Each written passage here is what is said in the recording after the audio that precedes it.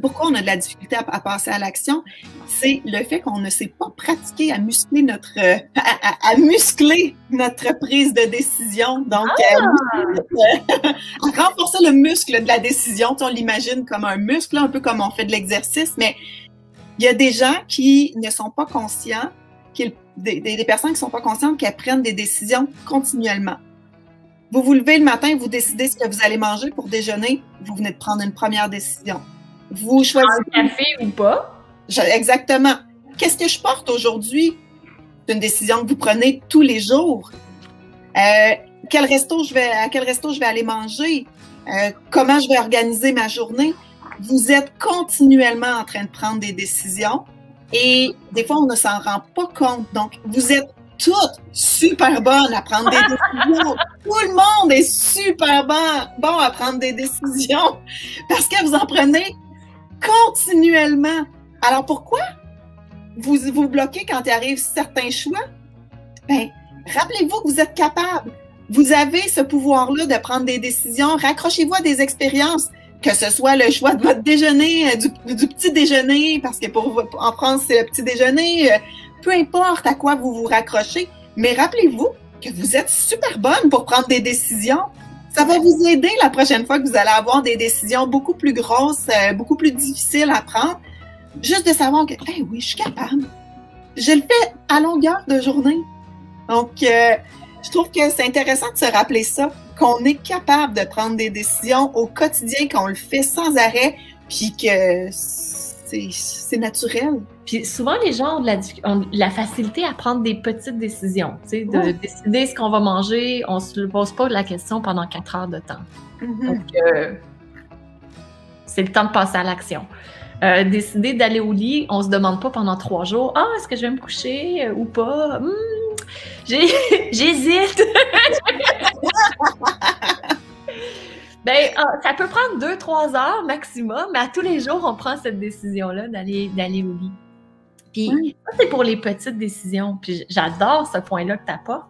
Puis le plus difficile, c'est souvent de prendre des décisions qui vont avoir un impact sur, tu sais, un peu plus long terme ou encore qui vont amener des transformations, des changements. Puis c'est là où les gens ont de la difficulté à prendre des décisions. Puis en fait, encore là, on prend des décisions. Tu sais, quand on se dit « Ah, mais je ne prendrai pas ma décision tout de suite. » J'aime ça l'exemple de la formation de prof parce qu'il y a des gens qui veulent s'inscrire à la formation de prof puis qui se disent « Oui, je veux, mais j'hésite, je suis pas certaine. » Ben, en attendant qu'on fait la partie « J'hésite » puis qu'on se dit « J'ai pas pris de décision », ben, toutes les fois qu'on y pense, on prend la décision de pas y aller. Ouais. Toutes les fois. Ouais. Chaque fois qu'on se dit « Ah, ben, je l'appellerai pas parce que blablabla, je déciderai pas tout de suite », on prend la décision de pas y aller. Fait qu'on prend continuellement des décisions parce que la décision du statu quo est une décision. C'est ça. Mais c'est une décision qui ne nous fait pas nous sentir bien.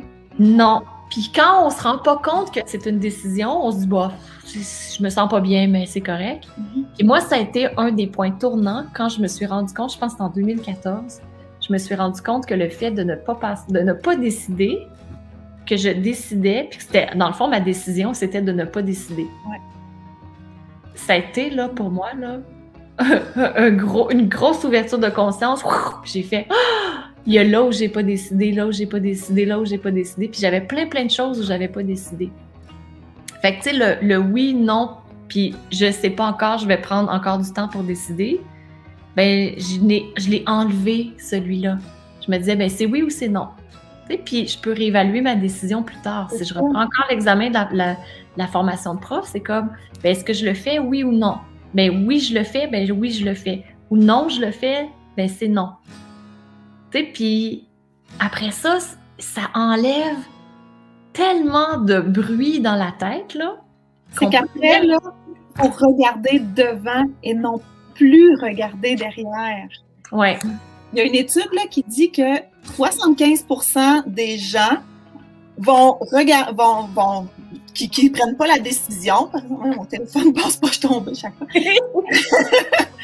Il y a 75% des gens qui ne décident pas, qui ne prennent pas la décision, qui vont regretter leur décision et qui vont fantasmer sur les résultats positifs que ça aurait pu avoir s'ils étaient passés à l'action.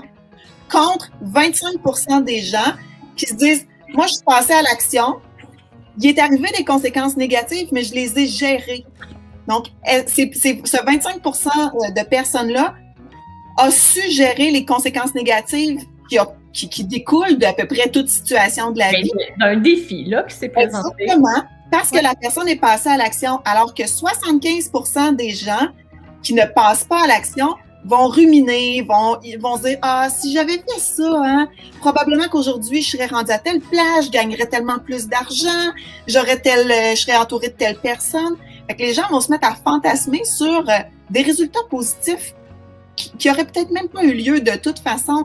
Donc, on se rend compte que ça sert à rien de faire ça parce que on est capable de gérer les peurs les conséquences négatives qui peuvent découler d'à peu près toutes les situations dans notre vie.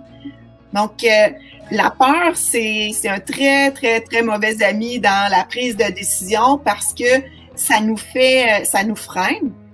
Mais qu'est-ce qui peut arriver de pire? Ça, c'est une bonne question qu'on peut se poser.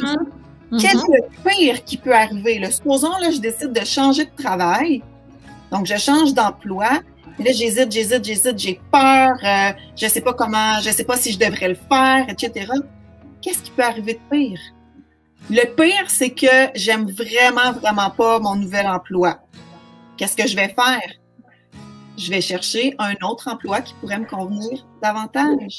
Quand j'ai quitté le gouvernement fédéral en 2012, ça a été exactement ça. Les gens me disaient, oui, mais si jamais ça fonctionne pas, si jamais ça fonctionne pas, je vais me retrouver un autre emploi, c'est pas grave. J'ai les mêmes compétences que j'ai présentement. J'étais fonctionnaire, donc j'avais un poste indéterminé.